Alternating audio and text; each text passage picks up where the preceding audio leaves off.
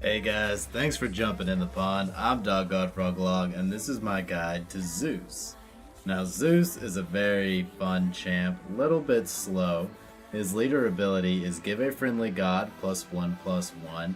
So, in order to get value out of it, you do have to have gods on the board, hence why he's a little bit slow.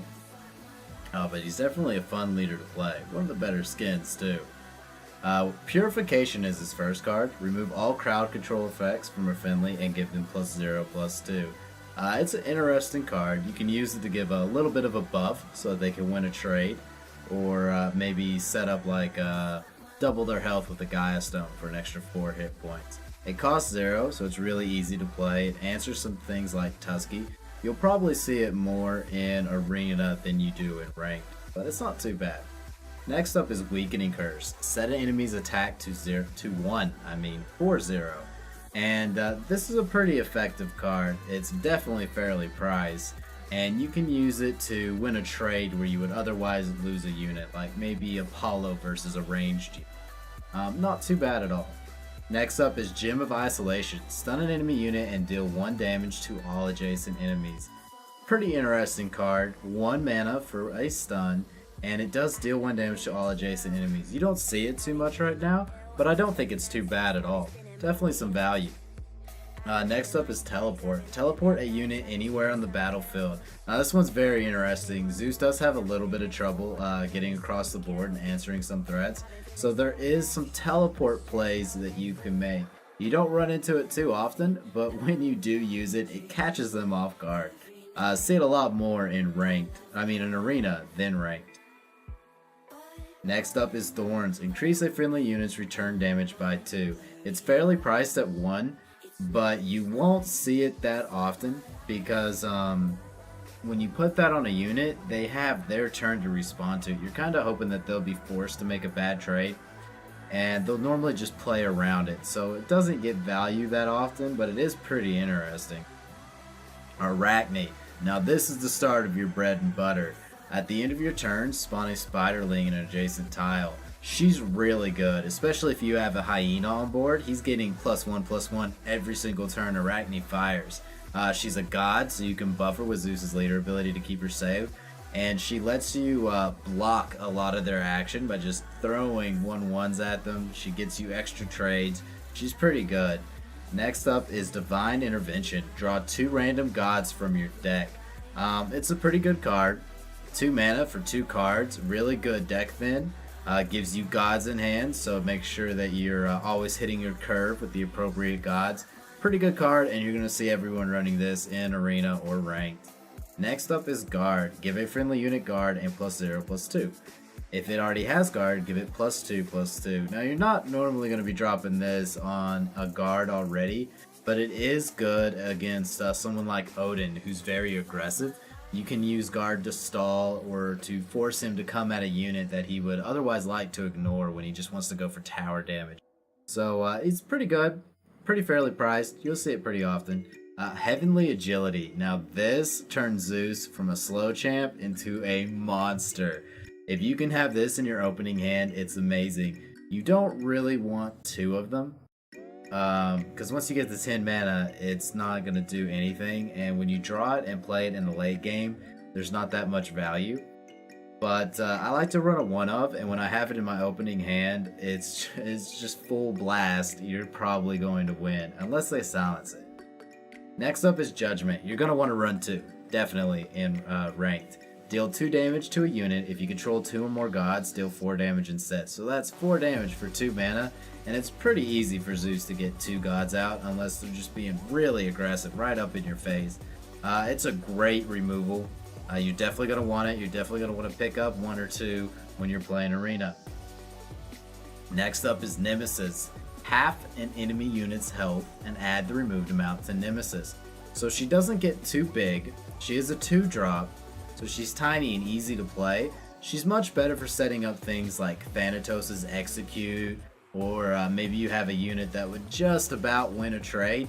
Then you can drop Nemesis and guarantee that they get the kill. She's a pretty good card, but if they're at like 1 hit point, it won't kill them, it won't do anything. So make sure that you kind of play her appropriately. Sentry Ward, draw a card from your opponent's deck. It does take the card right out of their deck. It does thin their deck a little bit. And the best thing about it, it gives you a draw. It's kind of random on your half. You don't know what they're going to get. But sometimes you steal a bomb from them. Like maybe you steal a Delve from Bologna. It's a pretty good card. If you really need draw though, probably run the Divine Intervention and just draw 2 gods from your own deck. It's not too bad. Shell, give all friendlies in a 2x2 area Protect 2 until the start of your next turn. Protect 2 is going to block 2 damage from melee or ranged attacks. It's not bad. The 2x2 area is nice, but sometimes it's a little bit awkward having your units in the right positioning for Shell. And it fades away really quickly, so it's not permanent. You won't see it that much because there's a lot of other high value cards that you can run and threats that you can just deliver right to their doorstep instead of Shell. Touch of Midas, discover a god. This is really good for Zeus because this lets him pull a god from any of the Pantheons, and that's just pretty powerful. It's at 2 mana, so you could play it on the first turn, but you really don't want to. You want to play your other 2 drops, you want to play Heavenly Agility, you want to play things that are going to get value immediately. I like to play Touch of Midas around when I could just play whatever god I pull. A lot more value there. Apollo can attack twice per turn. Apollo is amazing. He's a ranged unit. He's a little bit weak on stats at first as a 1/3. So you're going to want to get a couple buffs on him. But once he's buffed up, he's one of the best units in the game. Really powerful, really good. Makes it really hard for them to come at you with melee. Deathbringer, double the base attack of a friendly unit. Deathbringer has some uses, definitely. Doubling the base attack of a friendly unit can give you a huge monster out of nowhere, especially if you use your leader ability first. Like on Apollo, you buff him, boom, he's a 4, boom. He's swinging 8 damage. I mean, that's big, and that answers just about everything in the game. Next up is Sanctuary. Give a friendly immune, damage, and cannot be killed to your next turn. That's a pretty good card. You don't run into it too often because people like to go just directly for threats, but you can play Sanctuary, go in and trade with something, and then the unit just sits there completely immune. So I have a very hard time answering it without a silence. Really like the card, get some really good value from it in Arena. It's a lot of fun. Next up is Scylla. When Scylla kills a unit, gain +3/+0 until the end of your next turn. She's only a 1/2, so she's really weak. But if you have like some Op-Hug zombies, some Bastet cats, anything very low, you drop the Scylla. She has charge, so she can attack immediately. She's often a 4/2, if not a 5/3 with a bit of a buff. So, good card. Definitely run at least one of her. I like her a lot. Next up is Shock and Awe. Silence an enemy and trigger a friendly god's war cry. At first it doesn't seem that good, but it's actually pretty damn great. If you drop down Athena, which deals 2 damage to everything around, and then silence an enemy, like maybe they have, I don't know, just a Stone Guardian, something silly that you want to silence and deal with later. You silence that, you trigger the Athena again, boom, there's a kill. You trigger Aphrodite, boom, there's extra protect. It's a pretty good card all around, easily a 1-of. Stone of Gaia, double a friendly unit's health. This makes something very big very quickly, and it's hard for them to trade out without throwing several units at it, unless they have the silence. Definitely worth consideration. Next up is Aphrodite. Her war cry is target friendly unit gains Protect 1. If the target is a god, give it Protect 2. Putting Protect 2 on your other gods, especially when you're buffing them every turn, makes it really hard for them to get in the right trades. Aphrodite has some really good value. She just can't hit herself, so make sure you have another god out in the board before you play her. She's a ranged unit as well, which lets her kill a couple things, but she's a little bit weak, so you're going to want to get 1 buff on her. At 3 damage, she can kill a little bit more. At 4 or 5, she's killing most. Next up is Beacon of Hope. Spawned a random Greek god. Sometimes you're going to miss with this. It does spawn right around your tower, not in a random spot somewhere else, so keep that in mind. And sometimes you're going to miss. You're going to pull like an Arachne, a Scylla, something really weak that only costs 2. But other times you're going to come out with an Ares way ahead of curve, and that is hard to deal with. It's a lot of fun.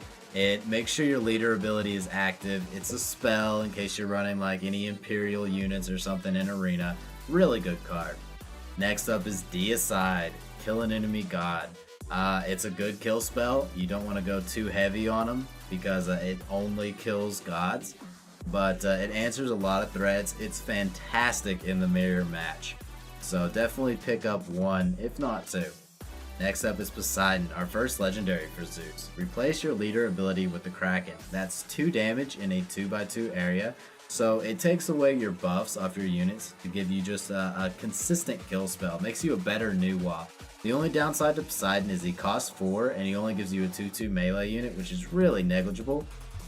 But the Kraken is so much fun. It's so good. You don't really want to curve into him. You're going to want to play him a little bit later. You'd rather just buff up your own other units first. You probably get more value like that.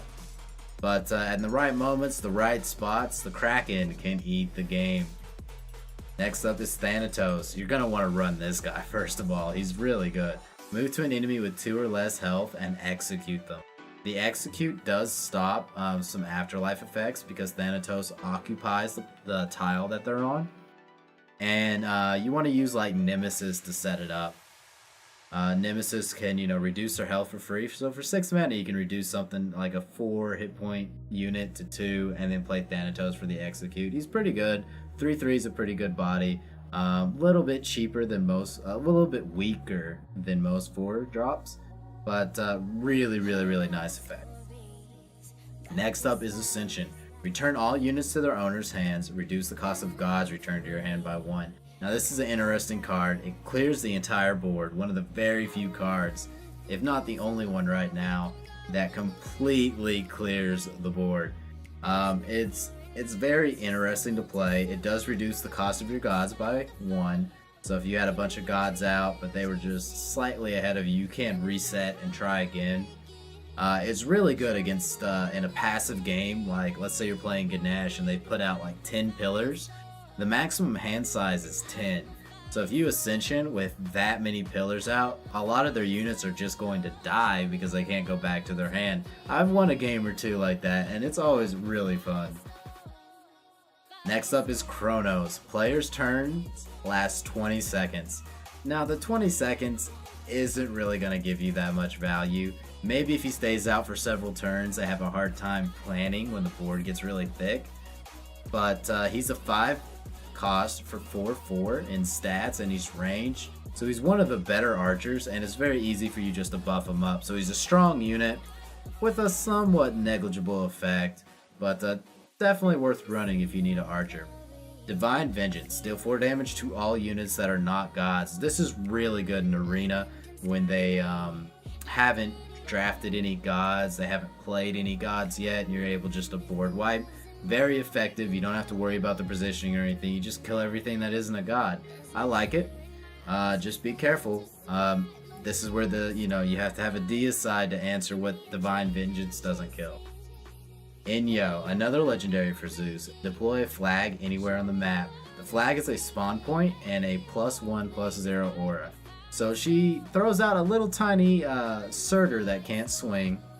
But on the right board, if you're ahead and you throw out Inyo, you can use it to win because you can just start spawning units right on top of them and get a lot of damage in. She's 5 for a 5/5, so she's very fairly priced.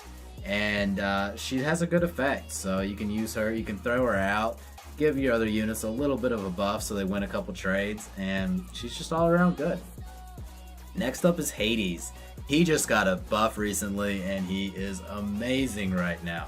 Whenever this unit kills a unit, add a copy of it to your hand. Doesn't matter if you attack, if they attack, if it kills something, you get that unit, and it's so good.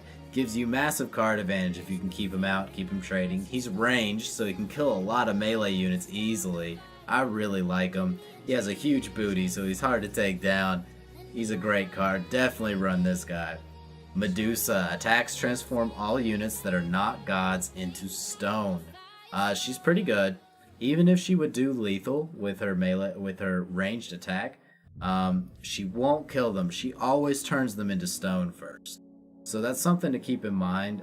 If they're like on top of your pillar or whatever, those stone statues will still block your pillar. But she's a very good card. She answers something no matter how strong it is by turning it into stone. and they won't be able to swing back or anything. They're just going to be petrified. So she's really good in a lot of spots. Next up is Athena. You're going to want Athena. She's bread and butter. Can be deployed anywhere, and her war cry is deals 2 damage to adjacent enemies. That's also hits the summoning stone. So she's really good. She's a little bit pricey at 6 for a 3/6, but 1 buff and she's a 4/7. So she has some pretty fair stats. She does a lot of damage. She combos well with the shock and awe. You have a little bit of a hard time getting free damage, so you're definitely going to be running her as Zeus. Next up is Nike, immune to enemy spells. Not that special an effect. She doesn't come out on the board and do anything, but she has a big body as a 6/5, and they have to just trade with her. So she gets a lot more value in arena, but she's definitely good in ranked, especially when you get a couple buffs on her. She's very hard to trade with until they silence it to kill it or something like that. They just have to keep throwing stuff at her and she just answers it. Next up is Ares. Again, you're going to be running this guy because he is good. Pull an enemy to you and stun them. If the board gets a bit passive, you're stuck on your back end, you drop Ares, you pull them over, they're stunned, you get free damage in, you kill them for no reason. It's just great. You're going to want to be running Ares. And the good thing about running Ares is Artemis. Her war cry, reveal the top card of your deck, deal its cost as damage to an enemy. So if you're running Ares, you pull one with Artemis, boom, there's 7 damage. She can also hit the summoning stone. So she can be a huge finisher if they're a bit low. She's a really good card. She's also an archer at 4/5. The 5 hit points means that she survives a lot. Occult Deadeye, for example, is a 4/4. And Artemis trades freely with that. She's a god, so you can buff her. She gets big in a hurry. She's a really good card. You're going to want 2. Next up, and the final card, is Phantom Grasp. Take control of an enemy god. Now, it's a little bit of a gamble.